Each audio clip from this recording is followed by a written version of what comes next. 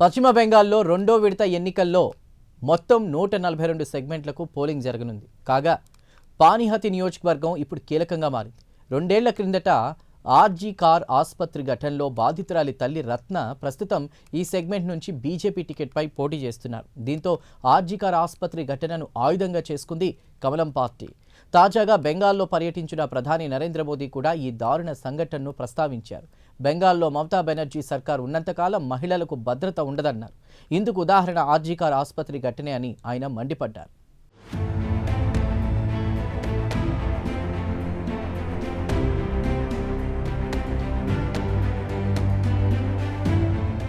పానీహతి ఇప్పుడు బెంగాల్ రెండో విడత ఎన్నికల్లో ఇదొక కీలకమైన నియోజకవర్గం.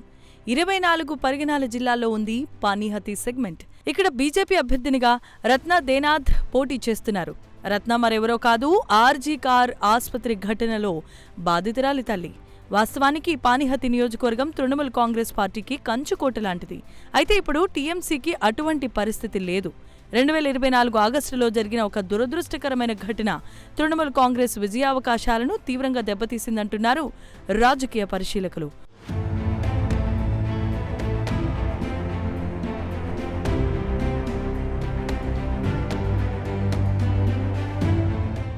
కోల్కతాలో ఆర్జీ కార్ ఆసుపత్రిలో 2024 ఆగస్టు 9న డ్యూటీలో ఉన్న మహిళా వైద్యురాలు అత్యాచారానికి గురైన సంఘటన దేశవ్యాప్తంగా దుమారం రేపిన సంగతి తెలిసిందే.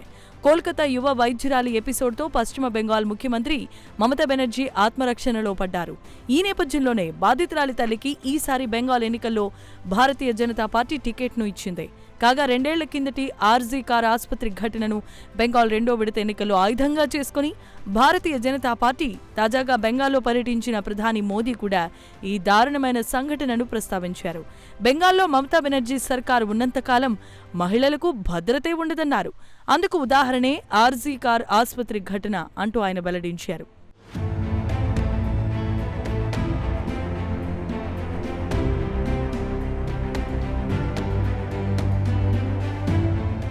ఇదిలా ఉంటే ట్రైనీ డాక్టర్ అత్యాచారం కేసులో మమతా బెనర్జీ నాయకత్వంలోని బెంగాల్ ప్రభుత్వం వ్యవహరించిన తీరు మొదటి నుంచే విమర్శల పాలైంది. ఈ అమానవీయ ఘటనలో వైద్య కళాశాల ప్రిన్సిపల్ సందీప్ ఘోష్పై అనేకమైన ఆరోపణలు ఉన్నాయి. మృతదేహాన్ని తల్లిదండ్రులకు చూపించకపోవటం, ఆత్మహత్య అంటూ తనకు తాను సర్టిఫై చేయటం, అత్యాచారంపై పోలీసులకు చాలా ఆలస్యంగా సమాచారం ఇవ్వటం, ఇవన్నీ కలగలిపి ప్రిన్సిపల్ సందీప్ను వేలెత్తి చూపేలా ఉన్నాయి. అయితే మమతా బెనర్జీ సర్కార్ ఇవేమీ పట్టించుకోవటమే లేదు. ప్రిన్సిపల్ సందీప్ను సింపుల్ గా బదిలీ చేసి చేతులు దులుపుకుంది. అంతేకాదు వేరే చోట పోస్టింగ్ కూడా ఇచ్చింది.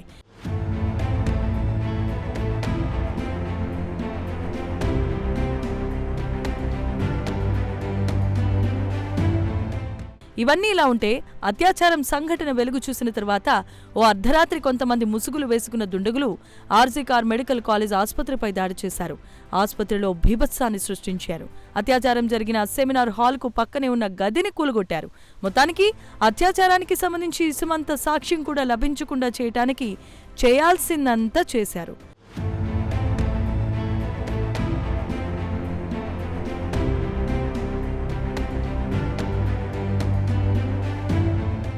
కాగా అత్యాచార సంఘటన వెలుగు చూసిన తర్వాత బెంగాల్ పోలీసులు కేసు నమోదు చేసుకున్నారు. అంతేకాదు కేసు విచారణను పశ్చిమ బెంగాల్ సర్కార్ ఆధ్వర్యంలో నడిచే సిఐడి చేపట్టింది. అయితే రోజులు గడుస్తున్నప్పటికీ కేసు దర్యాప్తు అడుగు కూడా ముందుకు పడటం లేదు. ఒక్క మాటలో చెప్పాలంటే కేసు దర్యాప్తులో సిఐడి విఫలమైందనే చెప్పాలి. దీంతో తప్పనిసరి పరిస్థితుల్లో కేంద్ర ప్రభుత్వ రంగ సంస్థ అయిన సిబిఐ ఎంట్రీ ఇచ్చింది. కాగా సిబిఐ దర్యాప్తులో నివ్వెరపోయే అంశాలు వెలుగు చూశాయి.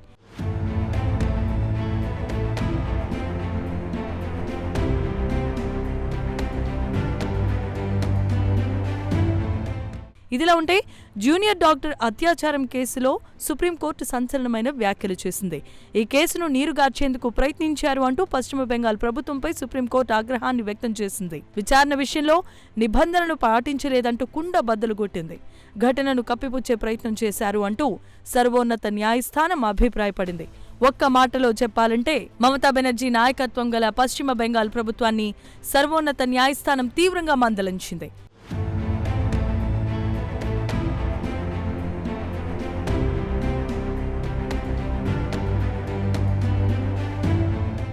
ఇదిలా ఉంటే దేశవ్యాప్తంగా తన ఇమేజ్ డ్యామేజ్ అవుతున్న విషయం గమనించిన మమత ఆకస్మికంగా ప్రధాని మోదీకి ఒక లేఖ రాశారు. ఈ లేఖలో మహిళలపై జరుగుతున్న అఘాయిత్యాలను మమత ప్రస్తావించారు.